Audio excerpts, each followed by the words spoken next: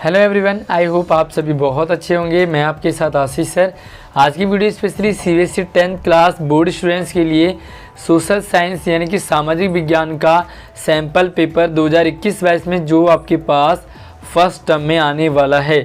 आपकी डिमांड पर आपके लिए हिंदी मीडियम का पेपर है, तो पूरी वीडियो ध्यान से अंत तक देखते रहिए और पसंद आए तो वीडियो को फटाफट से लाइक करके अपने दोस्तों को भी ज़रूर शेयर करें।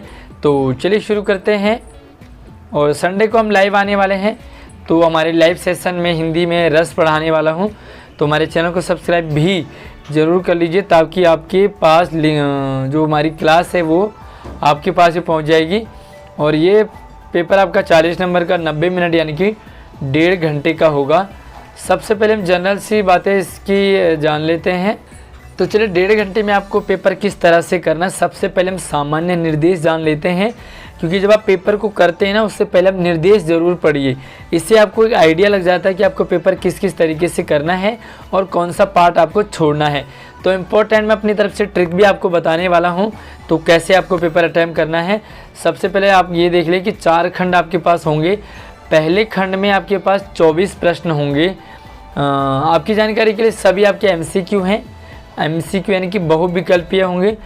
और पहले खंड में 24 प्रश्नों के साथ आपको सिर्फ और सिर्फ 20 ही सवाल करने हैं। दूसरे खंड में आपको 22 यानी कि 22 क्वेश्चंस होंगे। उसमें से आपको सिर्फ और सिर्फ 18 यानी कि 18 क्वेश्चन करने हैं। और थर्ड में आपको 12 क्वेश्चन मिलेंगे, उसमें से आपको 5 करने हैं। और खंड घ में आपको 2 मानचित्र आधारित प्रश्न होंगे, मैप से रिलेटेड 2 सवाल होंगे, 2 नंबर का होगा। तो इस तरीके से आपका ये पेपर आएगा और सभी अंक समान हैं, यानी कि सभी प्रश्न 1-1 नंबर का होगा। 1-1 नंबर का अगर आपका सही हो जाएगा तो पूरे मार्क्स आपको मिलेंगे। और ख़ास बात है कि नेगेटिव मार्किंग नहीं होगी। अब यहाँ पर आपको ध्यान क्या देना है, जिस खंड से आपको जितने प्रश्न पूछे गए हैं उतने ही करेंगे, क्योंकि ज़्यादा करने पर क्या होगा ना, आपके स्टार्टिंग के तो काउंट होंगे, लेकिन बाद के अगर आपने सही भी किए तो वो भी काउंट आपके नहीं होंगे। तो मेरा सजेशन रहेगा कि आप सारे प्रश्न ना करके सिर्फ 19 सवालों को करें जो आपको आते हैं। इससे आपका टाइम भी बचता है और आपके मार्क्स भी अच्छे से आ जाते हैं। अब खंड क में देखते हैं, जिसमें कि 24 में से आपको 20 करने हैं।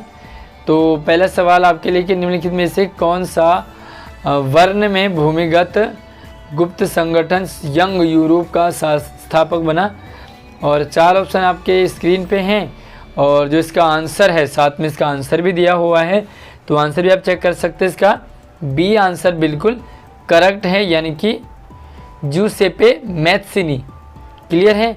अब दूसरा सवाल इसके लिए आपकी स्क्रीन पर है, निम्नलिखित में से कौन एक्ट ऑफ यूनियन 1707 का परिणाम था।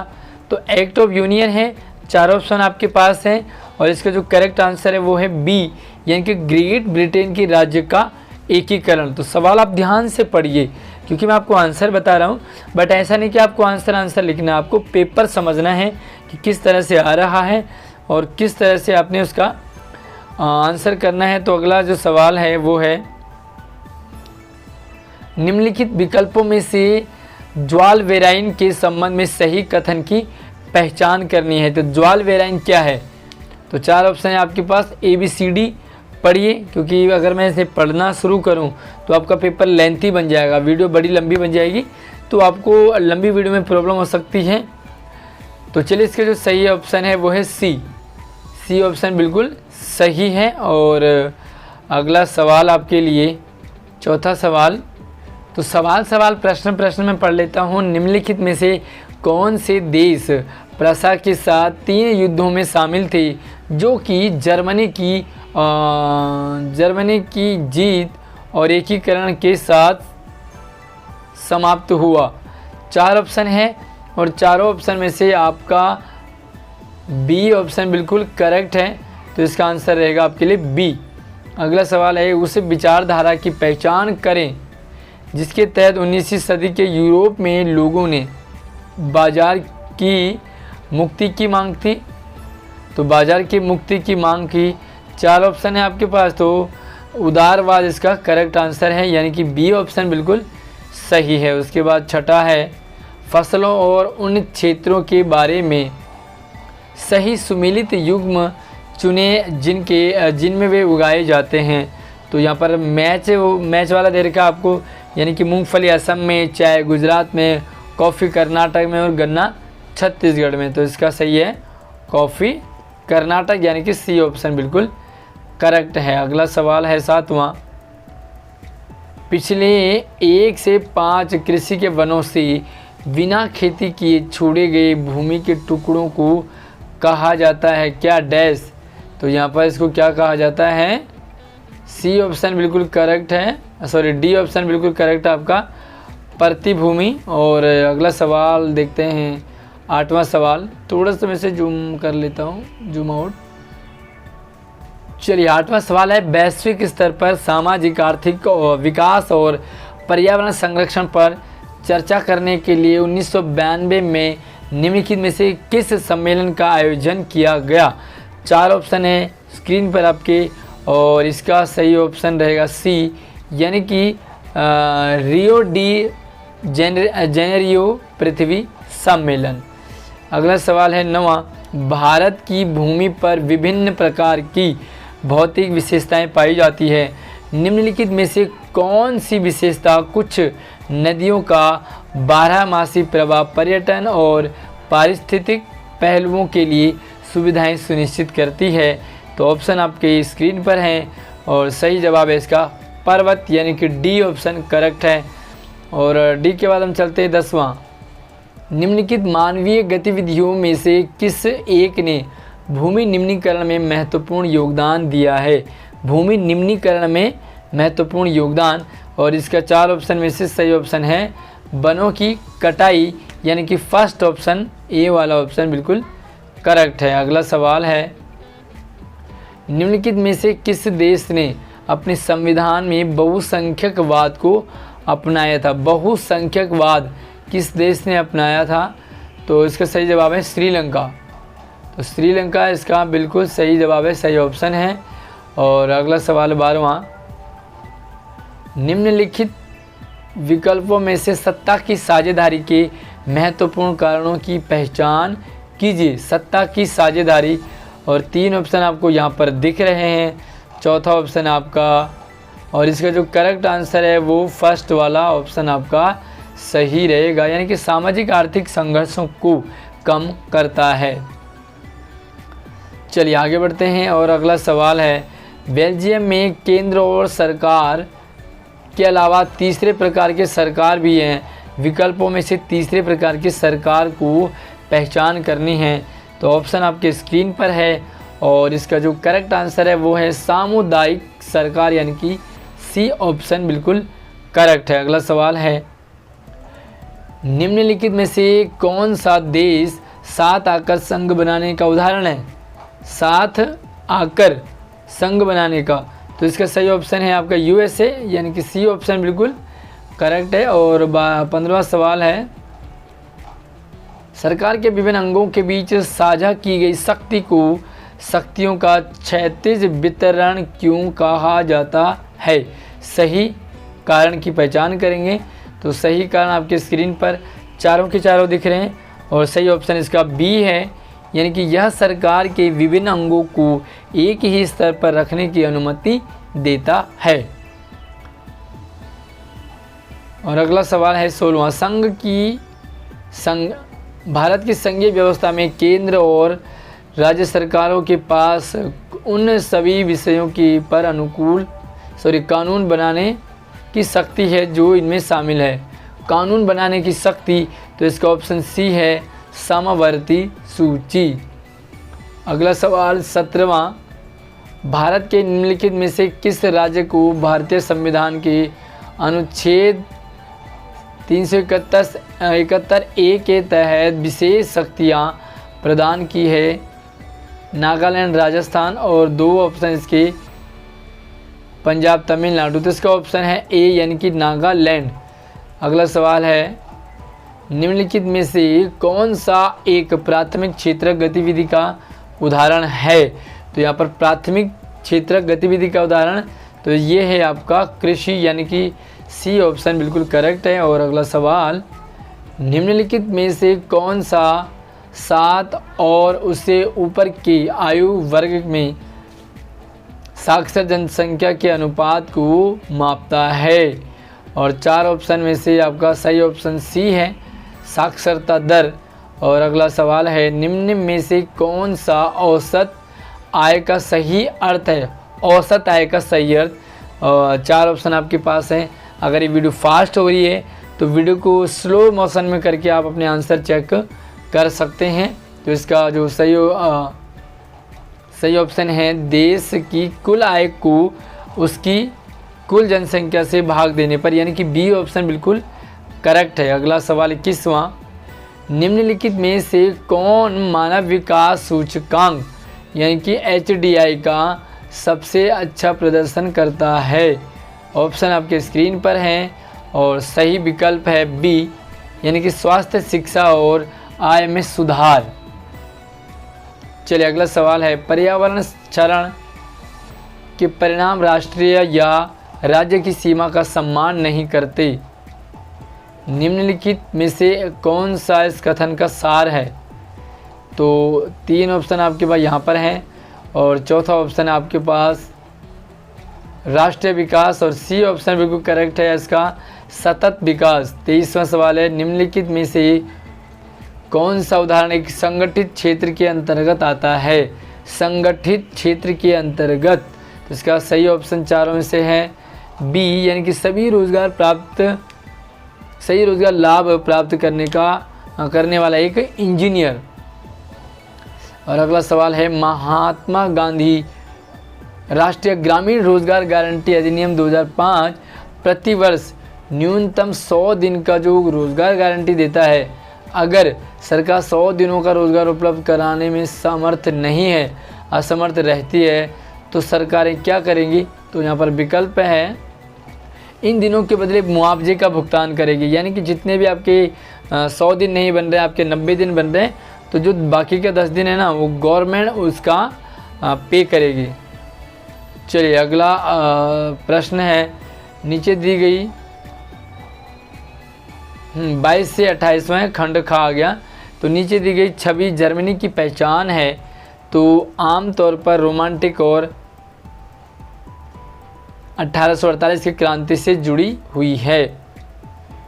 अब यहाँ पर पिक्चर है आपके पास और इससे रिलेटेड आपके पास सवाल हैं। पहला है, निम्नलिखित विकल्पों में से इनके नाम की पहचान करें। कौन है ऊपर पिक्चर? तो ये है सी, यानी कि जर्मेनिया। ठीक है। और अगला सवाल है, निम्नलिखित में 25 के स्थान पर दृष्टिबाधित उम्मीदवारों के लिए, तो जिनकी दृष्टि यानी कि आंखें नहीं होती हैं, ब्लाइंड होते हैं, दिव्यांग होते हैं, उनके लिए यहाँ पर 25 के स्थान पर ये सवाल है। तो ये हमारा इनसे मतलब नहीं है, हम चलते सीधा 26वें पर। निम्नलिखित में से कौन सा विकल्प बाल्कन राष्ट्रवाद के बारे में सही है? बाल्कन राष्ट्रवाद, और इसका सही उत्तर है ए, यानी कि 1 और 2। और अगला सवाल है 27वां, 1845 में सिलेसिया में बुनकरों ने ठेकेदारों के खिलाफ विद्रोह क्यों किया? निम्नलिखित कारणों में से उचित कारण का बताना है आपने कि कौन सा कारण है बुनकर ठेकेदारों के खिलाफ विद्रोह। तो इसका सही ऑप्शन है आपका ए, यानी कि ठेकेदारों ने अपनी बकाया राशि का भुगतान नहीं किया था। अगला सवाल 28वां, ये लीजिए,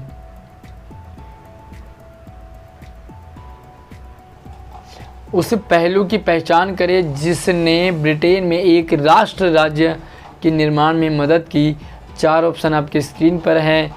तो इसका जो आंसर है वो है बी, यानी कि एक रक्तहीन क्रांति के माध्यम से संसद में राजशाही की से सत्ता हथिया ली।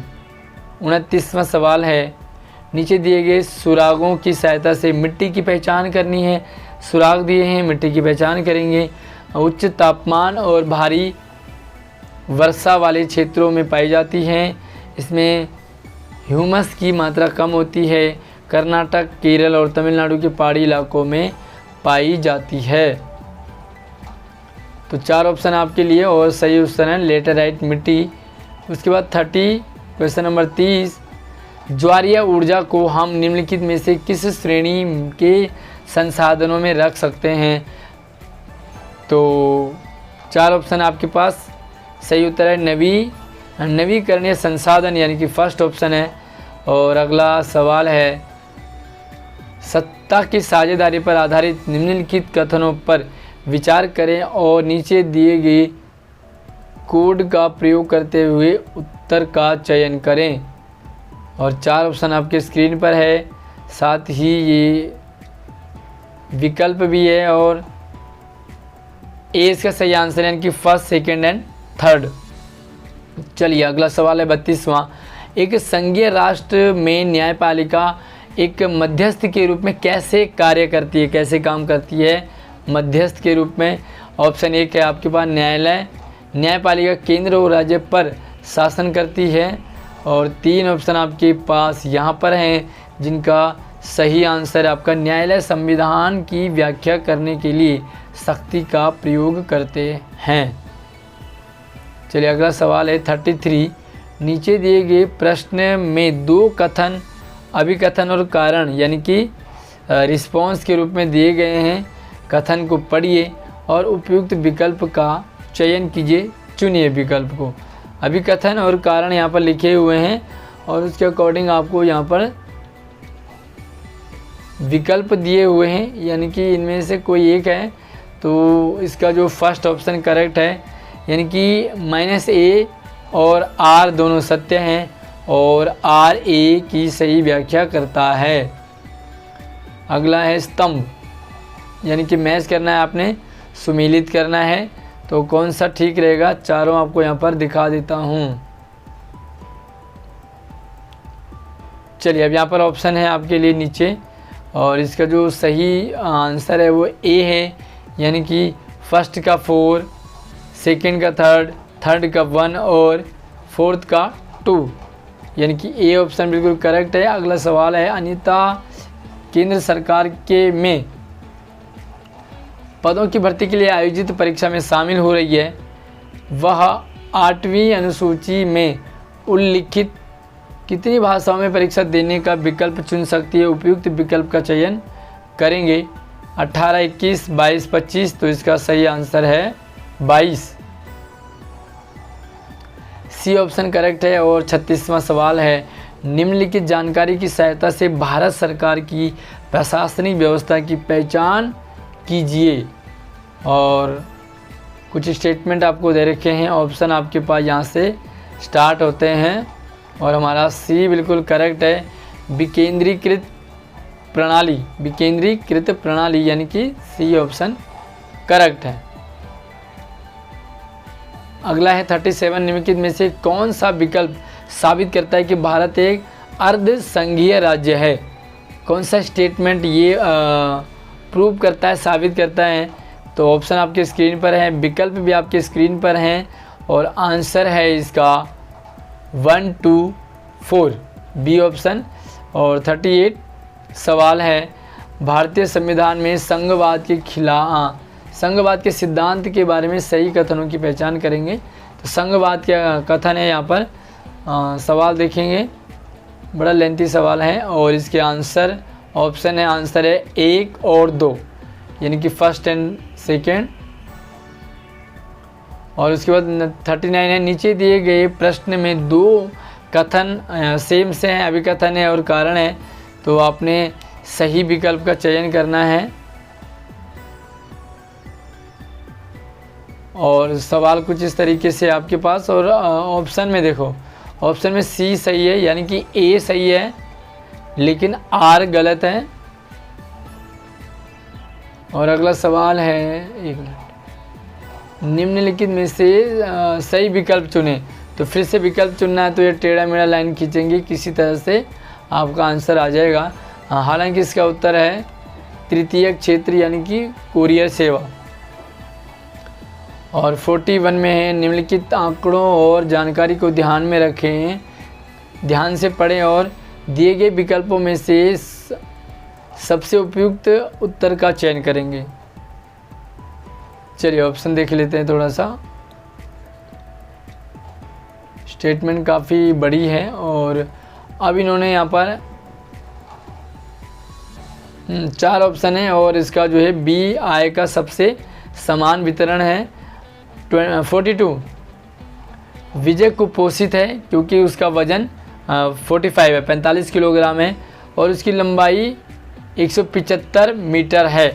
निम्नलिखित विकल्पों में से उसकी बॉडी मास इफेक्ट पता कीजिए, BMI।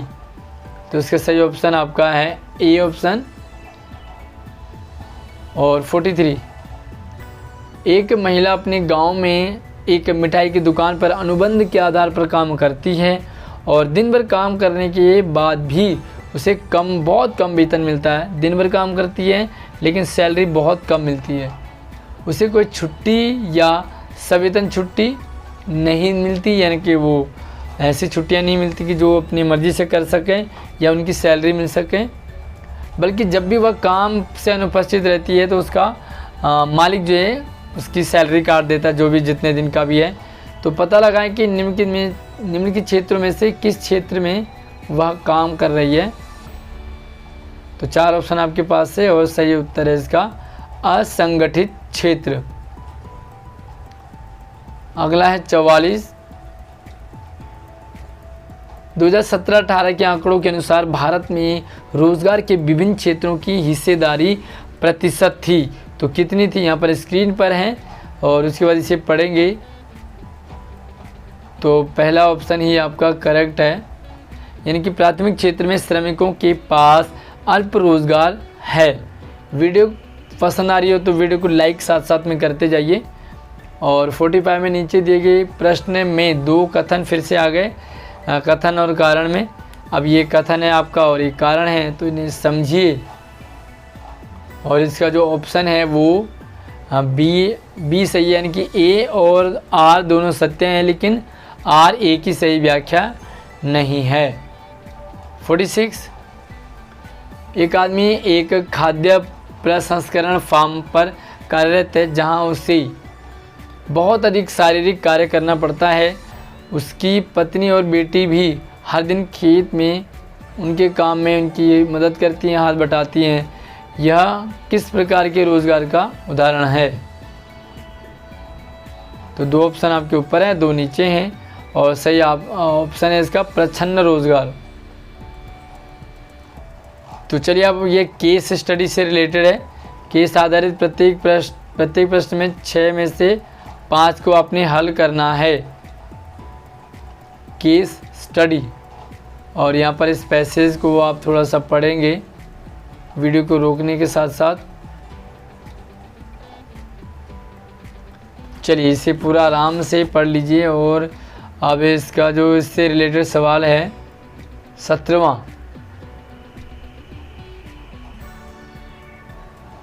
सॉरी 47 है। ग्रिम भाइयों ने कहानियों के लोकगीत चरित्र को बदले बिना एक पठनीय रूप क्यों दिया? निम्नलिखित में से सही विकल्प चुनना है और ऑप्शन आपके स्क्रीन पर है आंसर के साथ। आंसर है ए संग्रह का जर्मनी में व्यापक वितरण। अगला है 48 ग्रिम भाइयों के साहित्यिक योगदान का प्रभाव व्यापक था। निम्नलिखित में से इसे दर्शाने वाले उपयुक्त सर्वश्रेष्ठ विकल्प की पहचान कीजिए। 4 ऑप्शन आपके पास हैं, पढ़िए इन्हें समझिए।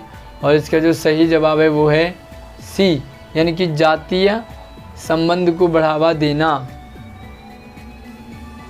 अगला है 49 दिए गए विकल्पों में से रिक्त स्थान की पूर्ति करेंगे। ग्रिम ब्रदर्स के नाम पर लोगों को कहानियों को इकट्ठा करने के लिए प्रभावित और प्रेरित किया। उन्होंने डैश की भावना में विश्वास किया और इसे राष्ट्रीय पहचान के प्रतिबिंब की आवश्यक माना। तो 4 ऑप्शन है इसका संस्कृतिवाद। फर्स्ट ऑप्शन आपका बिल्कुल करेक्ट रहेगा।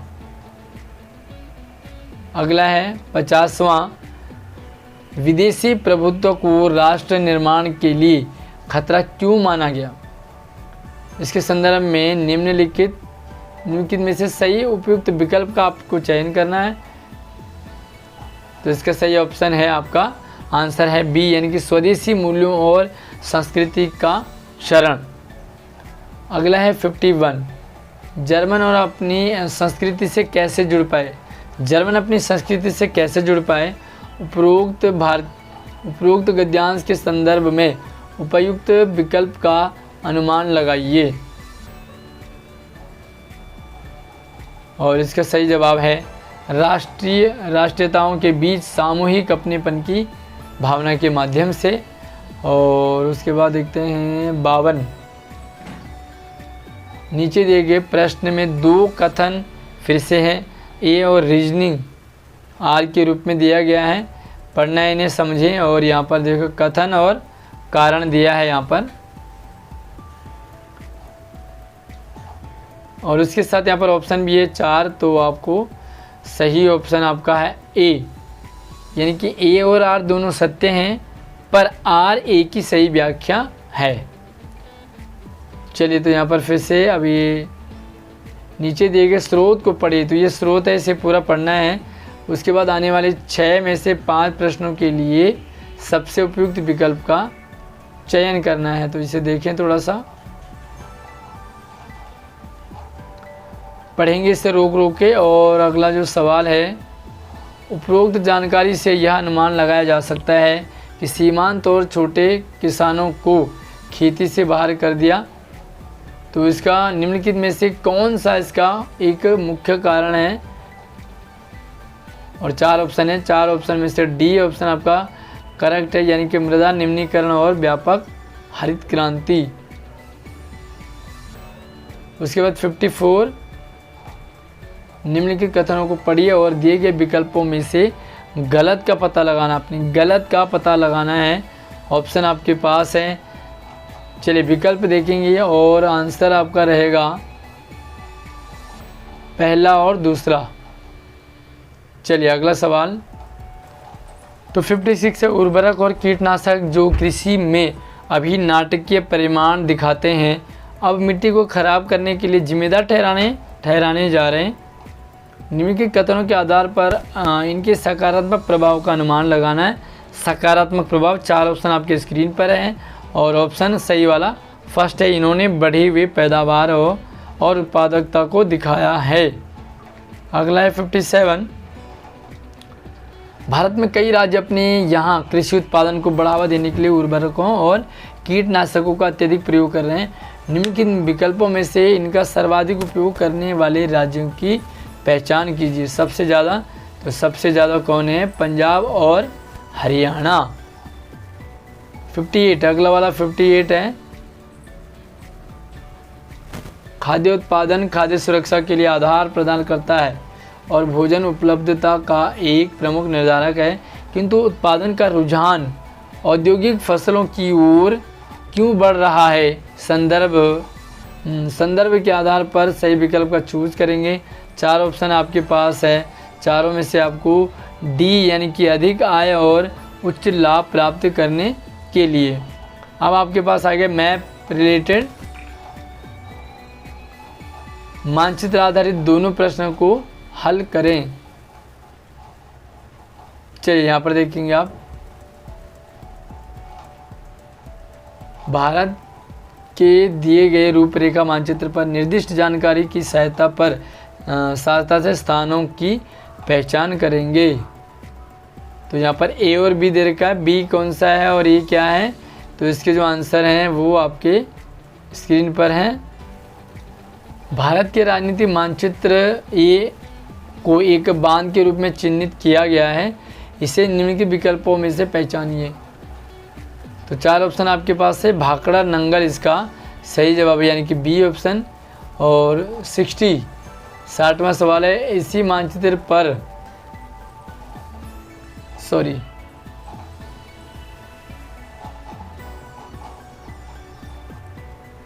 इसी मानचित्र पर बी को भी प्रमुख चाय उत्पादक राज्य के रूप में अंकित किया गया है, पहचान करें। तो इसका जो 4 ऑप्शन में से है असम, पंजाब, बिहार, गुजरात में इसका आंसर है असम। और अगला है तो ये आपके पास 59 और 60 के स्थान पर ये दृष्टिबाधित के लिए हैं। तो यहाँ पर आपकी जो है 60 कंप्लीट हो गए हैं। तो आई थिंक आपको ये वीडियो काम की लगी होगी, पसंद आई होगी, इससे आपको हेल्प मिलेगी। तो अगर वीडियो पसंद आए तो लाइक कीजिए, अपने दोस्तों को शेयर कीजिए और संडे की हमारी लाइव क्लास को ज्वाइन करने के लिए, रस पढ़ने के लिए हमारे चैनल को सब्सक्राइब करने के साथ साथ और नोटिफिकेशन को भी ऑन कर लीजिए ताकि आने वाली सारी अपडेट आपके पास टाइम से पहुंचती रहे। धन्यवाद।